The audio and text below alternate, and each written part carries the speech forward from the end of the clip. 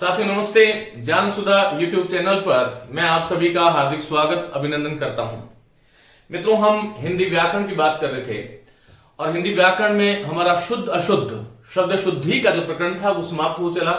आइए आज हम बात करते हैं हिंदी का एक बहुत ही महत्वपूर्ण बिंदु जो सभी विद्यार्थियों के लिए, चाहे वो किसी भी परीक्षा से संबंधित हो, सभी परीक्षार्थियों के लिए समान रूप से उपयोगी है, ऐसा मैं समझता हूं।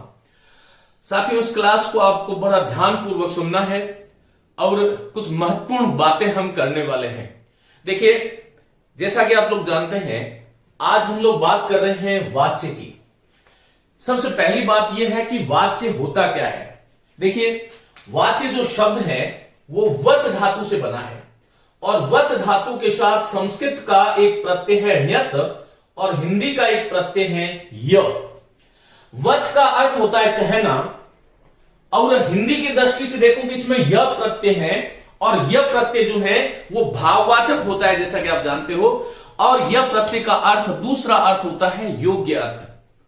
तो वाच्य शब्द में जब वच में यह जुड़ेगा तो व का वा हो जाएगा और ये शब्द जो है वाच्य बन जाएगा। और वाच्य का अर्थ है कहने योग्य या बतलाने योग्य। पहली चीज, कहने योग्य या बतलाने योग्य। साथियों, हमारे मन में जो भी अभिव्यक्ति होती है उसे हमारा अधिकार है कि हम किस रूप से कहें। और जैसा कि आप जानते हैं कि वाक्य में कर्ता, कर्म और क्रिया, ये तीन बहुत महत्वपूर्ण वाक्य के घटक हैं। और इन तीनों घटकों में भी यदि आपसे कोई महत्वपूर्ण पूछे कि कर्ता, कर्म और क्रिया में से महत्वपूर्ण कौन है, तो आपको यह ध्यान रखना चाहिए, कर्ता, कर्म और क्रिया में से वाक्य का महत्वपूर्ण घटक है क्रिया। क्योंकि हिंदी का कोई भी वाक्य क्रिया के बिना पूर्ण नहीं हो सकता। अब सवाल यह उठता है कि वाक्य जब हम पढ़ते हैं तो क्रिया का अर्थ क्या है। यहां पर देखिए, यदि क्रिया का लिंग और वचन कर्ता के अनुसार है तो उसे हम कर्तृवाच्य कहते हैं। कर्म के अनुसार क्रिया का लिंग और वचन है तो उसे हम कर्मवाच्य कहेंगे। और भाव के अनुसार अर्थात क्रिया के अनुसार ही क्रिया का प्रयोग वाक्य में हो रहा है तो वो भाववाच्य कहा जाता है। भाव का अर्थ ही होता है क्रिया। तो सीधी सीधी बात यदि मैं आपसे कहूं तो इसका तात्पर्य यह है कि क्रिया, वाक्य में आई हुई क्रिया कर्ता का अनुसरण कर रही है, कर्ता के अनुरूप है तो वो कर्तृवाच्य है, कर्म के अनुरूप है तो वो कर्मवाच्य है। और क्रिया कर्ता और कर्म इन दोनों से स्वतंत्र है, निरपेक्ष है। क्रिया का संबंध कर्ता से भी नहीं, कर्म से भी नहीं, तो फिर भाववाच्य होगा, ऐसा हमें समझना चाहिए। देखिए, कुछ बातें मैं यहां पर लिख रहा हूं, आप लोग इनको ध्यानपूर्वक देखें। साथियों, हिंदी में हम कितने तरह के वाक्य बोलते हैं। देखिए, जैसे मैंने कहा कि लड़का पाठ पढ़ता है, लड़का पाठ पढ़ता है। दूसरा वाक्य में कह रहा हूं कि लड़की पाठ पढ़ती है, लड़की पाठ पढ़ती है। ये दो वाक्य लिए मैंने अभी तक। अब आप देखिए, पहले वाक्य में क्रिया जो है वो पढ़ता है और दूसरे वाक्य में क्रिया जो है वो पढ़ती है। इस पढ़ता का प्रयोग किसके अनुरूप हुआ है हमें यह जानना चाहिए। तो पढ़ता है क्रिया जो है वो पुल्लिंग है और लड़का जो इस वाक्य का कर्ता है ये भी पुल्लिंग है। पुल्लिंग है और पुल्लिंग होने के साथ ही ये अन्य पुरुष है और अन्य पुरुष होने के साथ साथ ये लड़का जो है, इसका पद परिचय में दे रहा हूं, ये एक वचन है। और साथियों, इसमें लड़का पाठ पढ़ता है में जो पढ़ता जो क्रिया आई है वो पहली बात तो ये सकर्मक है और सकर्मक के साथ ही ये जो क्रिया जो है वो पुल्लिंग की है और पुल्लिंग होने के साथ ही ये क्रिया भी अन्य पुरुष की है और अन्य पुरुष की होने के साथ ही ये एक वचन की है। मेरा कहने का तात्पर्य यह है कि लड़का पाठ पढ़ता है, इस वाक्य में पढ़ता है जो क्रिया है इसका लिंग और वचन वही है जो लिंग और वचन लड़के का है। यह बात आपको ध्यान रखनी चाहिए। दूसरा वाक्य लेता हूं, लड़की पाठ पढ़ती है। अब लड़की जो है वो पुल्लिंग की जगह क्या है बताइए, स्त्रीलिंग है, हम सभी जानते हैं। बाकी अन्य पुरुष की है, एक वचन है। ये पढ़ती जो क्रिया है ये सकर्मक है, जैसा कि आप जान रहे हो। और फिर पढ़ती है ये क्रिया का रूपांतरण जो है वो पुल्लिंग के अनुसार न होकर के ये पढ़ती है जो क्रिया जो है वह स्त्रीलिंग की है। हमने ये सीखा कि जब वाक्य का कर्ता जब लड़का था तो जो कि पुल्लिंग था, तो उस वाक्य की जो क्रिया है वो भी पुल्लिंग आई, और वाक्य का कर्ता जब स्त्रीवाचक हुआ तब वाक्य की जो क्रिया है वह भी स्त्रीलिंग की होगी। ऐसा हमें ध्यान रखना चाहिए। तो यहां पर इन दोनों वाक्यों में जो क्रिया का जो प्रयोग हुआ है वो किसके अनुसार हुआ है? कर्ता के अनुसार हुआ है। जब कर्ता पुल्लिंग है तो क्रिया भी पुल्लिंग है, और कर्ता स्त्रीलिंग है तो क्रिया भी स्त्रीलिंग है। अब देखिए, मैं एक चीज और, जैसे मैंने कहा लड़के ने पाठ पढ़ा, लड़के ने पाठ पढ़ा, या मैंने लड़के ने पाठ की जगह मैंने कहा पुस्तक, मैंने कहा पुस्तक, लड़के ने पुस्तक पढ़ी, लड़की ने पुस्तक पढ़ी।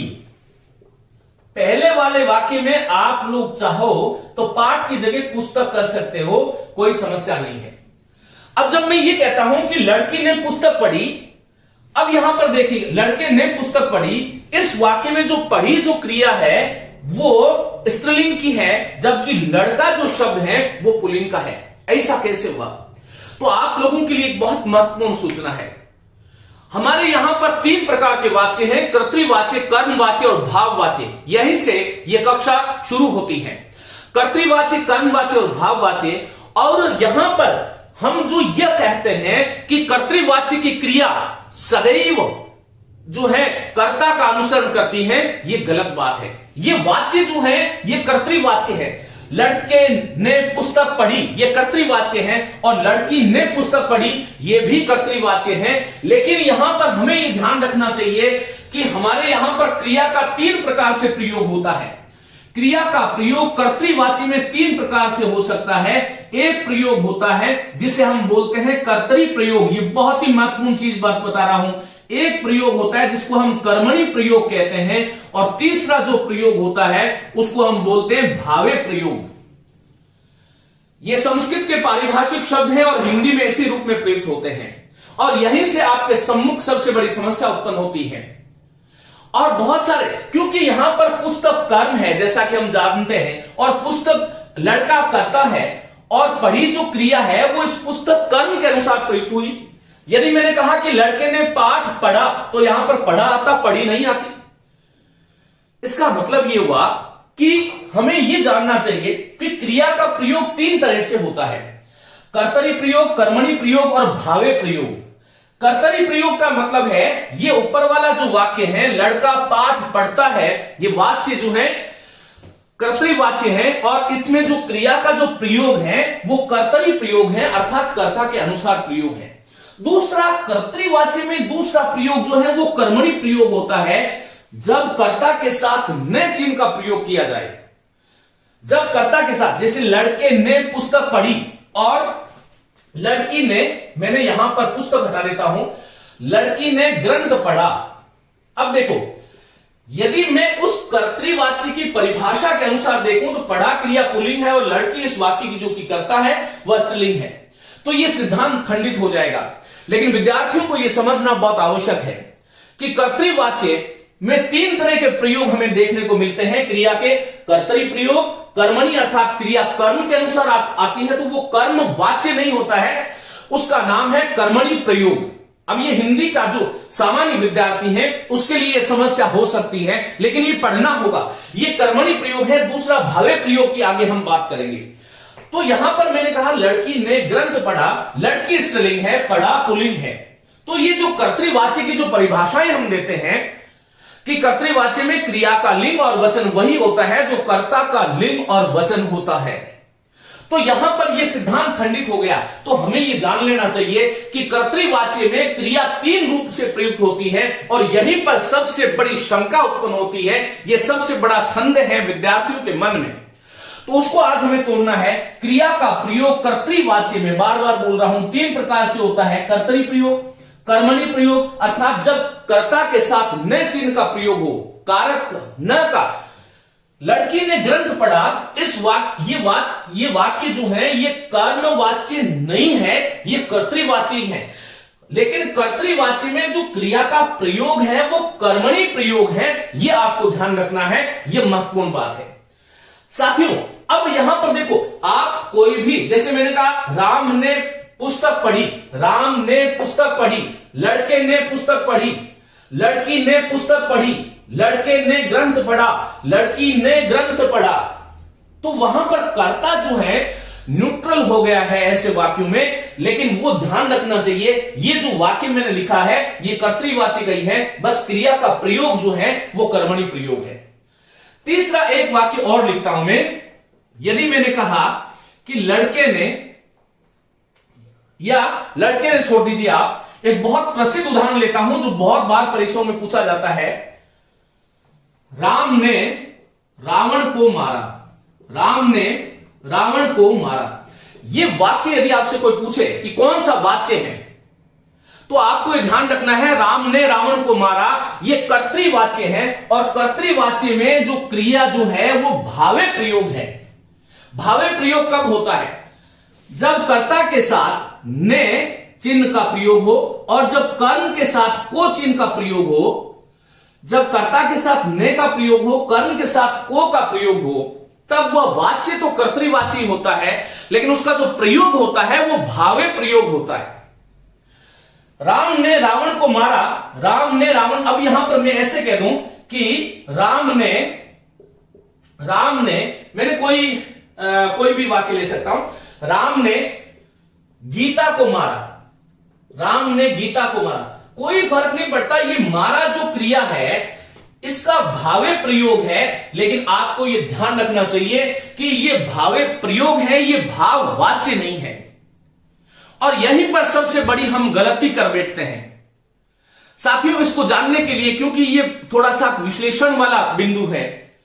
आप लोग मेरे चैनल पर जो है टेलीग्राम जो चैनल है उसको ज्वाइन कर लें, मैं इस प्रकरण की पूरी पीडीएफ आपको उपलब्ध कराने वाला हूं, वहां से आप देख सकते हैं।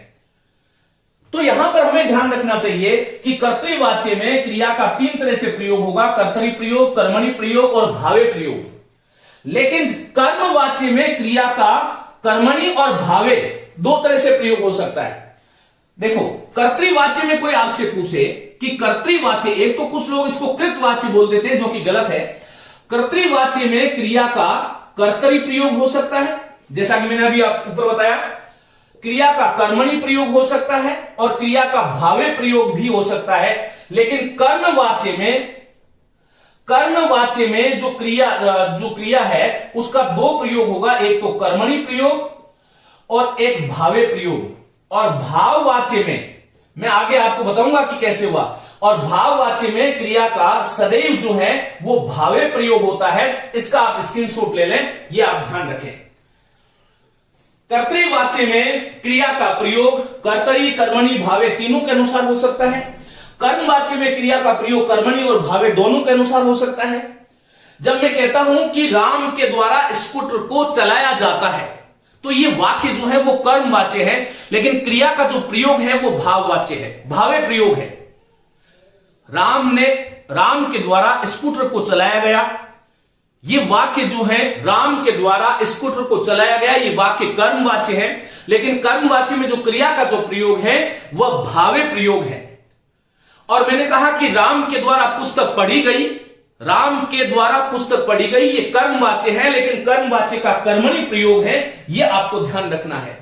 और भाववाच्य में भावे प्रयोग ही होता है, जैसा कि मैंने आपको बताया, उससे खाया नहीं जाता, उससे चला जाता है, उससे बैठा जाता है, पिताजी से खाया जाता है, माताजी से उठा जाता है। आगे हम बात करेंगे कि ऐसा क्यों होता है। एक बार आप इस चीज का स्क्रीनशॉट ले लें, मैं इसको मिटाने वाला हूं, फिर हम आगे चलते हैं।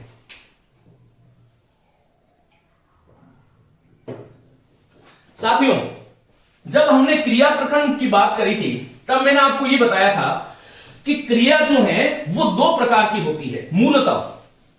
देखिए, हम जानते हैं कि ये जो क्रिया जो है उसके 2 प्रकार हैं। एक क्रिया है जिसको हम सकर्मक अर्थात कर्म वाली कहते हैं, और दूसरी क्रिया जो है उसको हम अकर्मक कहते हैं।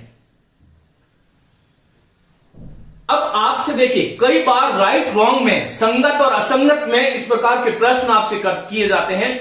मैं अभी इसकी भूमिका बना रहा हूं, फिर उसके बारे में हम विशेष बातें करने वाले हैं। देखो, 3 वाच्य हो गए। कर्तृवाची, कर्तृवाची की जो क्रिया है वो सकर्मक भी हो सकती है और अकर्मक भी हो सकती है। यदि आपसे कोई पूछे कि कर्तृवाची की क्रिया केवल सकर्मक होती है तो यह गलत है। कर्तृवाची की जो क्रिया है वो सकर्मक भी हो सकती है, अकर्मक भी हो सकती है। कर्मवाची की जो क्रिया है वो सदैव सकर्मक होगी, सकर्मक होगी, कभी भी अकर्मक नहीं होगी। और जो भाववाची की जो क्रिया है, भाववाची की क्रिया कभी सकर्मक नहीं होती, सदैव क्या होगी, अकर्मक होगी। इसका आप स्क्रीनशॉट ले लें, यह बहुत महत्वपूर्ण बात है। कर्तृवाची की क्रिया अर्थात कर्तृवाची जो है वो सकर्मक और अकर्मक दोनों प्रकार की क्रियाओं से बनाया जा सकता है। मैंने कहा कि बच्चा पाठ पढ़ता है, बच्चा पाठ पढ़ता है, ये कर्तृवाची है, और कर्तृवाची की जो क्रिया है वो सकर्मक है। और मैंने कहा पक्षी आकाश में उड़ते हैं, ये भी सकर्मक कर्तृवाची है, लेकिन कर्तृवाची में जो क्रिया है पक्षी आकाश में उड़ते हैं, ये जो क्रिया है वह अकर्मक है। आपको ऐसे ध्यान रखना चाहिए। और मैंने कहा कर्मवाची की क्रिया सदैव सकर्मक होगी, क्योंकि कर्म का अर्थ ही है, कर्मवाची का अर्थ ही है जिसमें कर्म की प्रधानता है, और जिसमें कर्म की प्रधानता है वो सदैव ही सकर्मक क्रिया का ही प्रयोग होगा। मैंने कहा कि उसके द्वारा पाठ पढ़ा जाता है, तो यहां पर उसके द्वारा पाठ पढ़ा जाता है जो क्रिया है वो सकर्मक है, और भाववाची जो है वो सदैव अकर्मक क्रियाओं से होता है। यह आपको ध्यान रखना चाहिए। कदाचित एक यहां पर शंका है जो मानव दृष्टि से अभी ये निर्णित नहीं है। बहुत सारे वैयाकरण, जो बड़े वैयाकरण हुए, भोलानाथ तिवारी हैं, कामता प्रसाद गुरु हैं, किशोरीदास वाजपेयी इत्यादि, इन 3-4 जो मैंने नाम अभी लिए, उन लोगों में भी इस बात को लेकर के शंका थी कि भाववाची की क्रिया जो है वो अकर्मक होती है। इसमें तो कोई संदेह नहीं, लेकिन भाववाची में यदि कर्म का प्रयोग किया जाए तो वो भाववाची होता है, लेकिन कर्म का प्रयोग करने के साथ ही उस कर्म का निषेध भी आवश्यक है। यह बहुत महत्वपूर्ण बात है, आप अपने नोट्स में लिखिए। कर्म का निषेध जरूरी है, लेकिन कुछ लोगों ने जो कर्म का निषेध वाले जो वाक्य हैं उनको कर्मवाच्य में भी रखने का जो है, कुछ व्याकरण ऐसा भी मानते हैं। इस विषय में संदेह है। चलिए हम आगे यथास्थान और बात करेंगे, इस बात को आप नोट कर लें। साथियों, इसके साथ ही आपको एक बात और ध्यान रखना चाहिए कि कर्तृवाची की जो क्रिया है वो आपको कैसे मिलती है। कर्तृवाची की क्रिया हमेशा जो है जाता है, खाता है, बैठता है, उठता है, खाता है, बैठता है, उठता है, रोता है, सोता है, इस प्रकार का, या जाता था, जाएगा, खाएगा, उठेगा, बैठेगा। लेकिन कर्मवाची जो है, कर्मवाची में आपको यह ध्यान रखना चाहिए कि 99% मुख्य क्रिया के साथ जा क्रिया का प्रयोग होता है। मुख्य क्रिया के साथ जा क्रिया का प्रयोग 99% होता है। ये देखिए, जैसे में इसकी क्रिया होती है जाया जाता है, जाया जाता है, बैठा जाता है, बैठा जाता है, खाया जाता है, सोया जाता है। ये आपको ध्यान रखना है कि यदि किसी वाक्य में कर्म आ जाए और उस कर्म वाले वाक्य में मुख्य क्रिया के साथ में जा क्रिया का रूप जाया जाता है, बैठा जाता है, सोया जाता है, उठा जाता है, देखा जाता है, पढ़ाया जाता है, सिखाया जाता है, ये जितने भी जाता है, जा वाले जो रूप जो मुख्य क्रिया के साथ आने चाहिए, तो वहां पर कर्मवाच्य होगा। लेकिन ये मैंने आपको बताया कि 99% ऐसा होता है। और भाववाच्य में तो सदैव ध्यान रखें, कोई भाववाच्य असंभव सा है कि कोई भाववाच्य ऐसे हो जिसमें जा का प्रयोग नहीं किया गया हो। देखो, हम आगे बात करेंगे, जा का कोई भी काल आ सकता है। ये आपको, जैसे जा का भूतकाल गया है, भूतकाल जो है गया है, आपको ऐसे ध्यान रखना चाहिए। भाववाच्य में मुख्य क्रिया के साथ सदैव जा आता है, लेकिन भाववाची में क्या नहीं होगा? कर्म नहीं होगा, और कर्म यदि होगा तो उस कर्म का क्या होगा? निषेध होगा। इसलिए हम सदैव ये कहते हैं कि भाववाची अधिकांश जो है निषेधात्मक होते हैं। साथियों, हिंदी में सबसे ज्यादा जो प्रयोग, जिन वाच्यों का प्रयोग होता है वो कर्तृवाच्य है। कर्तृवाच्य के बाद में ऐसा माना जाता है कि 70% हिंदी की जो संरचना है वो कर्तृवाच्य की है, और उसके बाद में कर्मवाच्य का प्रयोग होता है। भाववाच्य का प्रयोग बिल्कुल न के बराबर होता है। कहां कहां पर होता है आगे हम बात करेंगे। ये कुछ बहुत महत्वपूर्ण बातें थी, इसका आप स्क्रीनशॉट ले लें। मैं आगे चलता हूं और अब इस बिंदु को हम क्रमशः पढ़ते हैं। देखिए, पहली चीज तो आपको यह ध्यान रखना चाहिए कि वाच्य जो है उसको, वाच्य का मतलब क्या है। तो वाक्य में प्रयुक्त क्रिया का रूप जो है वो कर्ता, कर्म या भाव, कर्ता, कर्म या भाव किसके अनुसार प्रयुक्त हो रहा है। वाक्य में प्रयुक्त क्रिया रूप कर्ता के अनुसार प्रयुक्त हो रहा है, कर्म के अनुसार हो रहा है या भाव के अनुसार, जिसके अनुसार भी प्रयुक्त हुआ है, इसका बोध कराने वाला जो कारक है उसका नाम वाच्य है। यह आपको ध्यान रखना है। हम, जैसा कि मैंने कक्षा के आरंभ में बताया कि वाक्य का जो महत्वपूर्ण घटक है कर्ता, कर्म और क्रिया में, वह क्रिया महत्वपूर्ण घटक है। और क्रिया यदि कर्ता का अनुसरण करती है तो कर्तृवाच्य है, कर्म का अनुसरण करती है तो कर्ता का अनुसरण करती है तो कर्तृवाच्य है, कर्तृवाच्य है, और कर्म का अनुसरण करती है तो वो कर्मवाच्य है, और भाव का ही अनुसरण करती है तो वो भाववाच्य है। आपको ऐसे ध्यान रखना है। चलिए देखिए, अब मैं यदि ऐसे कहूं कि वाक्य में 3 महत्वपूर्ण चीजें हैं, आप मेरे साथ इस प्रकार का एक डायग्राम बना लें। एक होता है जिसको हम कर्ता बोलते हैं, एक जो है वो कर्म है, और एक जो है वो क्रिया है। कर्तृवाच्य में, कर्तृवाच्य का जो कर्ता होता है वो हमेशा ही प्रथमा विभक्ति का होगा, यह आपको ध्यान रखना है। लेकिन प्रथमा विभक्ति का जो चिन्ह है, कर्ता ने कर्म को, तो कर्ता के साथ न चिन्ह का प्रयोग भी होता है, कई बार होता है, कई बार नहीं भी होता है। जब कर्ता के साथ न चिन्ह का प्रयोग होता है, ध्यान रखिएगा, इस बात को अंडरलाइन करके सुने, कर्तृवाच्य में जब कर्ता के साथ न चिन्ह का प्रयोग होता है तब उस वाच्य में क्रिया का कर्मणि प्रयोग होता है, लेकिन वो वाच्य जो है वो कर्तृवाच्य होगा। मैंने कहा कि रमेश ने खाना खाया, रमेश ने ककड़ी खाई, रमेश ने पाठ पढ़ा, सीता ने रामायण पढ़ी। ये जितने भी वाक्य जो मैंने बोले ये कर्तृवाच्य हैं, लेकिन कर्तृवाच्य का जो क्रिया का जो प्रयोग है वो कर्मणि प्रयोग है। आपको ये ध्यान रखना है। कर्तृवाच्य के कर्ता में प्रथमा विभक्ति होती है, आपको ध्यान रखना है। साथ ही कर्तृवाच्य के कर्ता में कभी जो है कर्ता का चिन्ह होता है, कभी नहीं होता है। जब कर्ता का चिन्ह होगा तो क्रिया का प्रयोग कर्मणि होगा। कर्तृवाच्य का जो कर्म होता है उसमें कर्म कारक अर्थात द्वितीय विभक्ति मानी जाती है, यह आपको ध्यान रखना है। ये बहुत महत्वपूर्ण बात है। लेकिन कर्तृवाच्य का जो कर्म है वो गौण होता है, और क्रिया जो है वो कर्ता के अनुसार आती है। आपको ऐसे ध्यान रखना है। कर्ता के अनुसार से मेरा मतलब ये है कि जो मैंने अभी मैं कर्मणि और भावे प्रयोग बताए, उसके अतिरिक्त कर्ता का जैसा लिंग है और जैसा वचन है, क्रिया का भी वही लिंग और वचन होता है। इसलिए कहते हैं कि कर्तृवाच्य की क्रिया कर्ता के अनुसार वाक्य में प्रयुक्त होती है। कर्मवाच्य में, कर्मवाच्य का जो कर्ता होता है वो तृतीय विभक्ति युक्त होता है, जिसे हम कर्ण का कारक कहते हैं। उसके साथ सदैव से और के द्वारा चिन्ह का प्रयोग होता है। कुछ स्थलों को छोड़ दिया जाए तो से और के द्वारा का ही प्रयोग होगा, यह आपको ध्यान रखना चाहिए। कुछ स्थल है वो मैं बताऊंगा। आपसे कोई पूछे कि कर्मवाच्य का कर्म जो है उसमें कौन सी विभक्ति होती है, तो ये ध्यान रखना है, इसमें हमेशा प्रथमा विभक्ति अर्थात कर्मवाच्य का कर्म जो है वो प्रधान होता है। प्रधान में सदैव प्रथमा विभक्ति ही मानी जाती है वो, क्योंकि और उसके साथ में आपको ध्यान रखना चाहिए कि क्रिया जो है वो कर्म के अनुसार आती है, कर्म के अनुसार। भाववाच्य का जो करता है उसके साथ से और के द्वारा जुड़ा होगा, यह भी ध्यान रखें।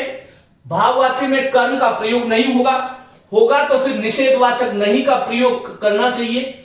और भाववाची की जो क्रिया है वो स्वतंत्र होती है, और स्वतंत्र होने के साथ आपको ये भी ध्यान रखना है कि क्रिया सदैव पुल्लिंग होगी, प्रथम पुरुष जिसे हम अन्य पुरुष कहते हैं, और क्रिया सदैव जो है वो एक वचन की होती है। ये बहुत महत्वपूर्ण बातें हैं, यदि आपने इनको सीख लिया तो वाच्य कभी गलत नहीं कर सकते, मैं ऐसा मानता हूं। लेकिन इन चीजों को आपको उस रूप से देखना पड़ेगा।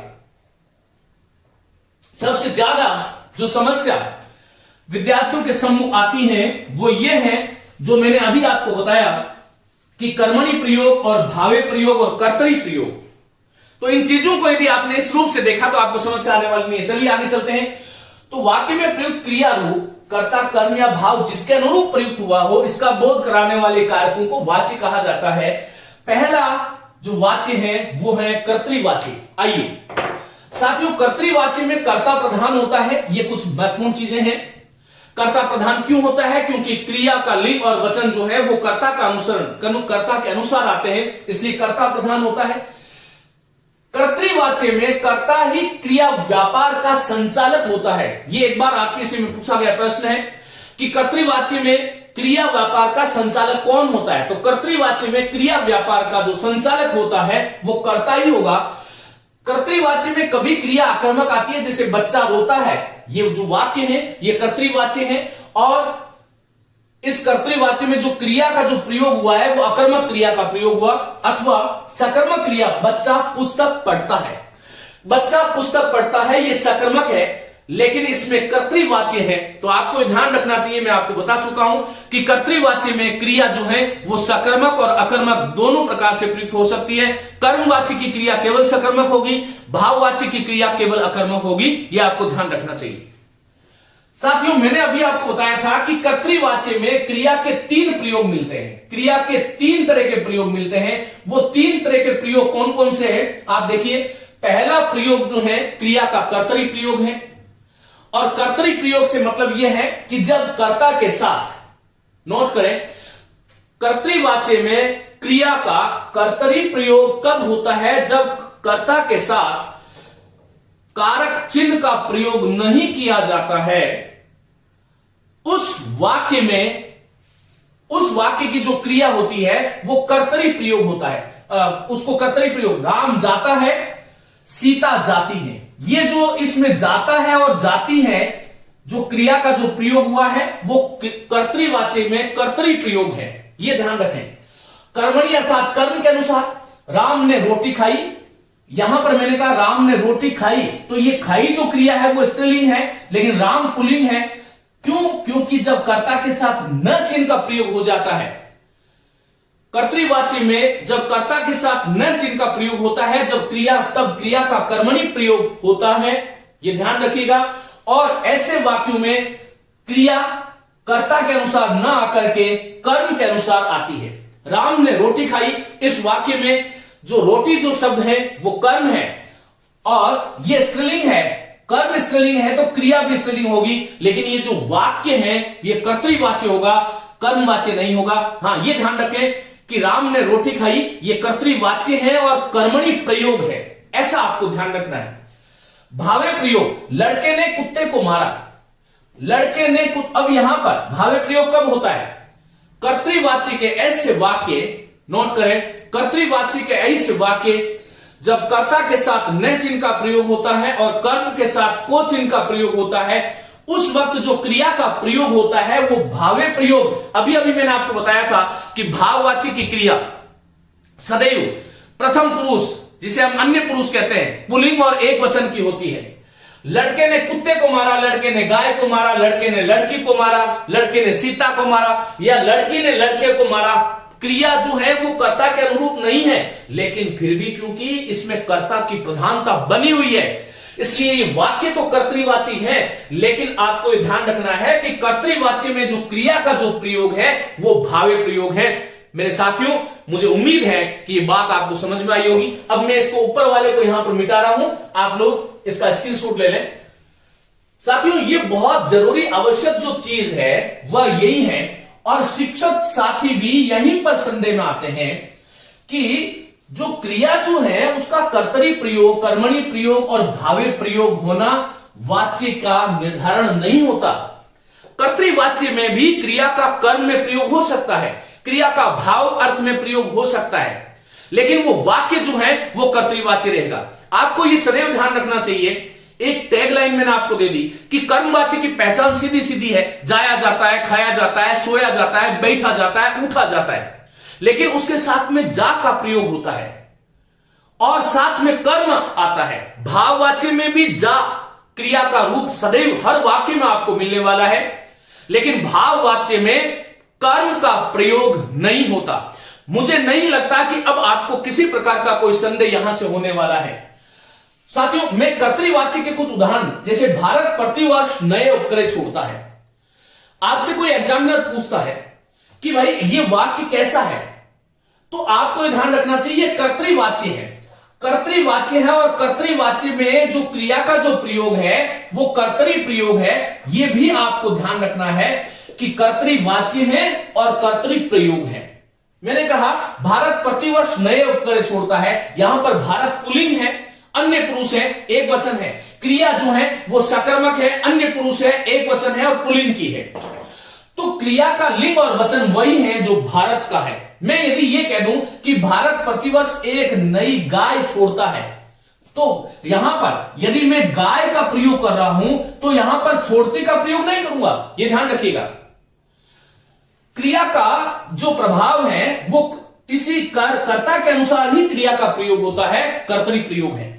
कुत्ता सारी रात भौंकता है, यह अकर्मक क्रिया का उदाहरण है, लेकिन कुत्ता सारी रात भौंकता है ये जो वाक्य है यह कर्तृवाच्य है। अभी अभी मैंने आपको बताया था कि कर्तृवाच्य में सकर्मक और अकर्मक दोनों प्रकार की क्रियाओं का प्रयोग हो सकता है। मुझे लगता है कि बात आपको स्पष्ट हुई होगी। भारत प्रतिवर्ष नए उपग्रह छोड़ता है, यह सकर्मक है, और कुत्ता सारी रात भौंकता है, यह अकर्मक है, लेकिन ये दोनों वाक्य जो है वो कर्तृवाच्य है। साथियों, मैंने कहा कि वृक्ष मनुष्यों को प्राण वायु देते हैं, वृक्ष मनुष्यों को प्राण, देखिए यहां पर वृक्ष जो शब्द है वो पुल्लिंग है और देते हैं ये भी पुल्लिंग है। वृक्ष का बहुवचन में प्रयोग है, क्रिया का भी बहुवचन में प्रयोग है, कर्तृवाच्य है। माली बगीचे में फूल तोड़ रहा है, माली के अनुसार तोड़ रहा, और मालिन होती, मालिन बगीचे में फूल तोड़ रहा है नहीं होगी, तोड़ रही होगा। मालिन बगीचे में फूल तोड़ रही है। तो आपको यह ध्यान रखना चाहिए कि कर्तृवाच्य में ये कर्ता यदि पुल्लिंग था तो तोड़ रहा है, स्त्रीलिंग था तो तोड़ रही है, लेकिन साथ में अब आगे एक, जैसे मैंने कहा कि माली ने फूल तोड़े, और मैं कहूं कि मालिन फूल तोड़ती है, मालिन ने फूल तोड़े। तो यहां पर जो है दोनों में ये वाक्य जो है, दोनों ही वाक्य जो है वो कर्तृवाच्य है, लेकिन कर्तृवाच्य में क्रिया का जो प्रयोग है वो कर्मणि प्रयोग है, क्योंकि कर्ता के साथ जब न चिन्ह का प्रयोग हो गया तो ये कर्मणि प्रयोग हो गया, लेकिन वाच्य नहीं बदला। यहां पर तोड़े जो क्रिया है वो कर्म के अनुसार आ रही है, कर्ता के अनुसार नहीं आ रही, लेकिन फिर भी ये कर्तृवाच्य है, आपको ये ध्यान रखना चाहिए। मैं कहता हूं कि आनंदा बाजार से पुस्तकें खरीदती है। अब यहां पर मैं कह दूं कि आनंद बाजार से पुस्तकें खरीदती है तो गलत हो जाएगा, क्योंकि आनंद पुल्लिंग है और आनंदा जो है वो स्त्रीलिंग है। आपको इस प्रकार से ध्यान रखना चाहिए। उम्मीद है कर्तृवाच्य में आपको किसी प्रकार का कोई संदेह शेष नहीं रहा होगा। आइए आगे हम बात करते हैं कर्मवाच्य की। साथियों, कर्मवाच्य जो है, देखिए कर्मवाच्य में मैं आपको बता चुका हूं ये कर्म प्रधान होता है, कर्ता गौण होता है, और कर्म के साथ सदैव ही से और के द्वारा का प्रयोग होगा। क्रिया सदैव सकर्मक रहने वाली है। यहां पर कर्मवाच्य में क्रिया सदैव सकर्मक होती है, ऐसा आपको ध्यान रखना है। अब ये महत्वपूर्ण चीजें मैंने आपको बता चुका हूं। कर्मवाच्य में मां के द्वारा खाना बनाया गया, मां के द्वारा खाना बनाया गया। साथियों, ये जो वाक्य है इसमें मां के द्वारा ये कर्ता है, लेकिन कर्ता में कौन सी विभक्ति का प्रयोग हुआ है? करण का। एक तो आपको ये ध्यान रखना चाहिए। आपको एक अतिरिक्त बात बता रहा हूं कि करण का एक चिन्ह है से और एक चिन्ह है के द्वारा। के द्वारा का प्रयोग जो है हमेशा ही हमें सकारात्मक, जो अफर्मेटिव वाक्य जो होते हैं, सकारात्मक वाक्य, और सजीव प्राणियों के साथ करना चाहिए, और से का प्रयोग जो है वो निषेधात्मक और निर्जीव के साथ करना चाहिए, निषेधात्मक और निर्जीव के साथ करना चाहिए। आमतौर पर एक बात ये ध्यान रखिएगा कि भाववाच्य में कर्ता के साथ आमतौर पर ऐसा आवश्यक नहीं है, कर्मवाच्य में भी से का प्रयोग होता है, अभी हम आगे बात करने वाले हैं। लेकिन भाववाच्य में जो कर्ता जो जिसे हम करण कारक कह रहे हैं उसके साथ से का प्रयोग होता है, क्योंकि निषेधात्मक होते हैं। भाववाच्य अधिकांशतः निषेधात्मक होते हैं, इस बात को आप ध्यान रखें। तो साथियों, मैंने कहा मां के द्वारा खाना बनाया गया, मां यहां पर सजीव है, सकारात्मक वाक्य है। यदि मैं कहूं कि मां से खाना नहीं बनाया गया, मां के द्वारा खाना नहीं बनाया गया, तो ये वाक्य व्याकरणात्मक दृष्टि से कदाचित अशुद्ध है, क्योंकि मुझे यदि निषेधात्मक कर रहा हूं तो निषेधात्मक में से का प्रयोग करना चाहिए, मां से खाना नहीं बनाया गया, तो ऐसा ध्यान रखना है। अब देखिए, मां के द्वारा खाना बनाया गया, ये कर्मवाच्य है, क्योंकि यहां पर बनाया गया जो क्रिया का जो प्रयोग है वो खाना इस वाक्य में जो कर्म है उसके अनुसार है। यदि मैं ये कह दूं कि मां के द्वारा सब्जी बनाया गया, तो ये वाक्य गलत हो जाएगा, क्योंकि मां के द्वारा सब्जी बनाई गई ऐसा प्रयोग होना चाहिए। साथियों, कर्मवाच्य में जो क्रिया जो है उसका लिंग और वचन वही होता है जो उस वाक्य के कर्म का लिंग और वचन है। तो ये बात सामान्य सी बात है, इसमें कोई बहुत बड़ा गणित नहीं है। हमें ये ध्यान, मां के द्वारा खाना बनाया गया तो खाना पुल्लिंग था, और मां के द्वारा सब्जी बनाई गई तो सब्जी स्त्रीलिंग थी। इस वाक्य में मां का कोई जो है पिता के द्वारा खाना बनाया गया, पिता के द्वारा सब्जी बनाई गई। कर्मवाच्य का जो कर्म है वो गौण हो जाता है, न्यूट्रल हो जाता है, अप्रधान हो जाता है। कर्म ही प्रधान होता है, कर्ता अप्रधान होता है। तो ये ध्यान रखो। इसी प्रकार स्त्रियों के द्वारा मंगल गीत गाए गए, स्त्रियों के द्वारा, अब यहां पुरुषों के द्वारा मंगल गीत गाए गए, स्त्रियों के द्वारा गाए गए, लड़के के द्वारा मंगल गीत गाए गए, लड़कियों के द्वारा गाए गए जो क्रिया है वह कभी प्रयुक्त, कभी परिवर्तित नहीं हो सकती, यह ध्यान रखना है। दूसरी बात, मैंने आपको कहा था कि मुख्य क्रिया के साथ में जा जो क्रिया है उसका रूप प्रयुक्त होता है। ये गए जो प्रयोग है, गए गया, ये जा का भूतकालिक प्रयोग है, ये सामान्य भूतकालिक प्रयोग है, ये आपको ध्यान रखना है। कर्मवाच्य में 99% मुख्य क्रिया के साथ जा क्रिया का प्रयोग आपको देखने को मिलता है। जाया जाता है, खाया जाता है, बैठा जाता है, उठा जाता है, सोया जाता है, और कर्ता के साथ में से अथवा के द्वारा का प्रयोग होगा, तभी वह कर्मवाच्य होगा, अन्यथा नहीं होगा। अब दूसरा, कई बार ऐसा होता है, आपसे कोई पूछ ले कि भाषण दिया गया, ये जो वाक्य है ये कैसा वाक्य है। तो साथियों, भाषण दिया गया ये कर्मवाच्य है। कई बार किन्हीं वाक्यों का जो कर्ता जो है वो अप्रत्यक्ष होता है, क्योंकि भाषण देने के लिए कोई ना कोई व्यक्ति तो होगा। तो मैंने कहा नेताजी के द्वारा भाषण दिया गया, तो यहां पर हमें ऐसा निष्कर्ष निकालना चाहिए, नेताजी के द्वारा, यह अप्रत्यक्ष कर्ता है। भाषण दिया गया, किसके द्वारा दिया गया, जो प्रश्न करेंगे तो नेताजी के द्वारा, तो ये कर्मवाच्य का प्रयोग है। कुआं खोदा गया, क्योंकि खोदने के लिए किसी मनुष्य की आवश्यकता थी।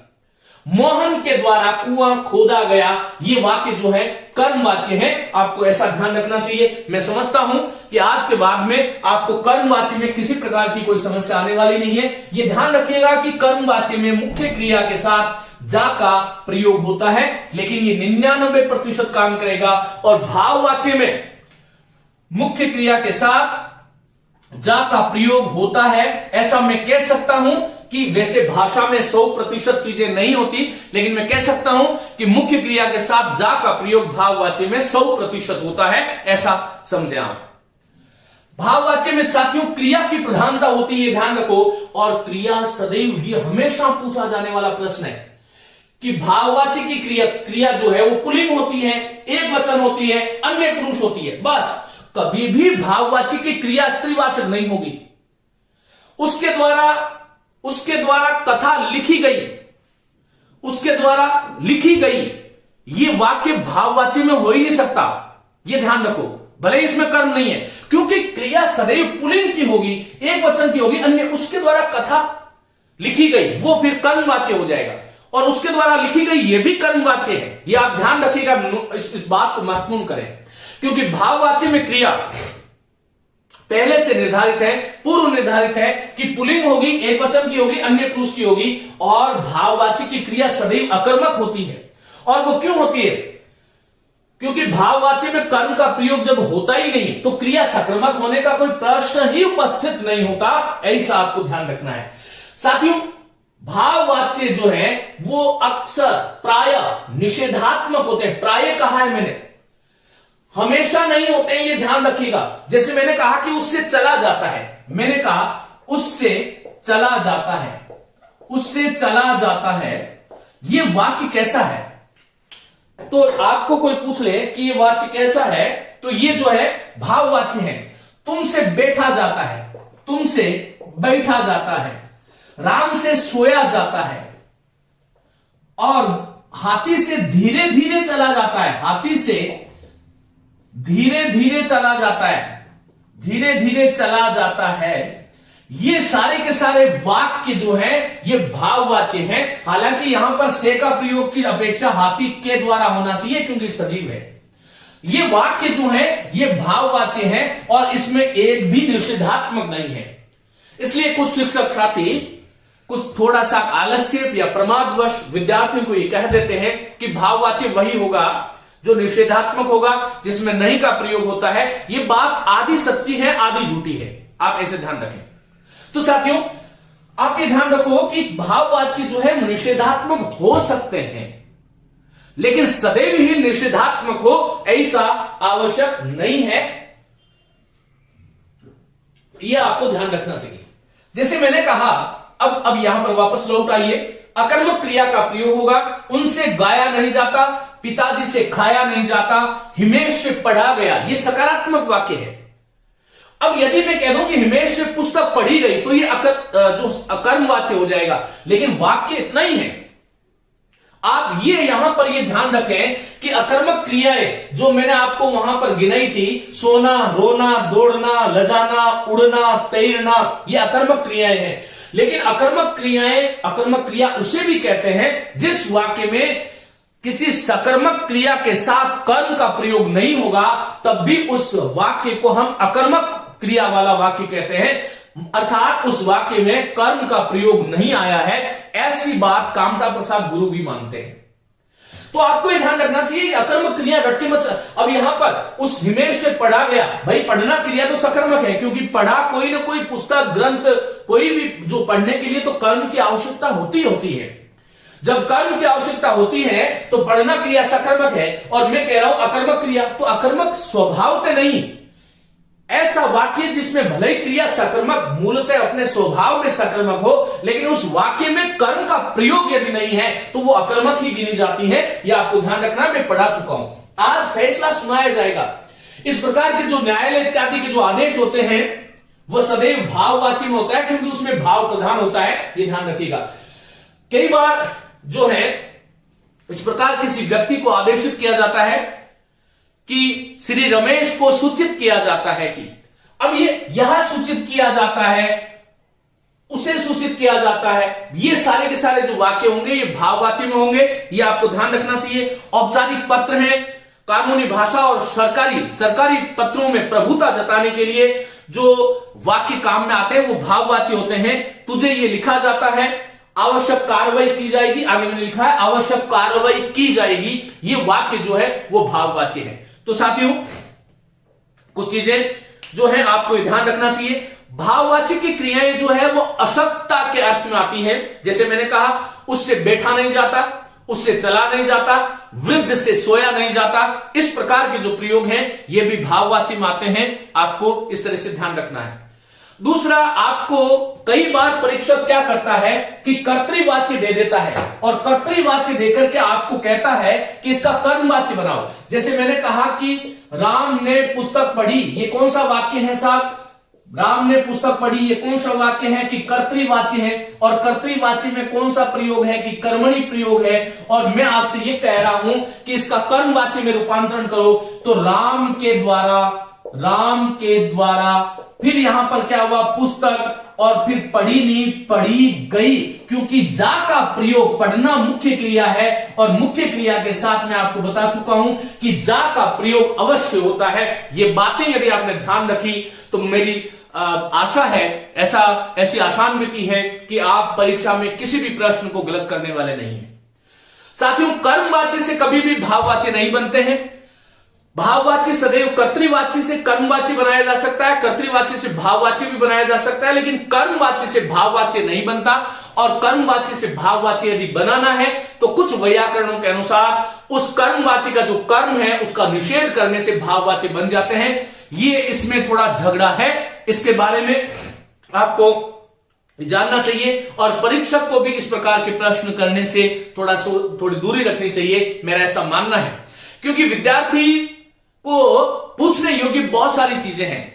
मैं बहुत बार विद्यार्थियों से चर्चा होती है और विद्यार्थी कहते हैं गुरुजी इसके कितने भेद हैं। ये भेदों वाले प्रश्न, उपभेदों वाले जो प्रश्न है, ये सदैव इस प्रकार के जो प्रश्न होते हैं ये डाउट वाले प्रश्न हैं, जिसमें संदेह हो सकता है। एक व्यक्ति ने कहा 4 है, दूसरे ने कहा 5 है, और ये कदाचित ये जो मानसिकता है इससे हमें थोड़ा दूर रहना चाहिए, क्योंकि पूछने योग्य चीजें भाषा में बहुत सी है। जहां पर संदेह वाले स्थल है, कम से कम परीक्षा में ऐसे प्रश्नों को नहीं पूछना चाहिए। मेरी ऐसी जो है शिक्षक साथियों से भी ऐसा अनुरोध है, निवेदन है और विनम्र निवेदन है कि हमें इन चीजों से बचना चाहिए। विद्यार्थी के लिए 1 नंबर उसकी जिंदगी का सवाल होता है, उसके लिए 1 नंबर जो है न जाने उसे 5 वर्ष आगे कर सकता है, 5 वर्ष पीछे भी कर सकता है।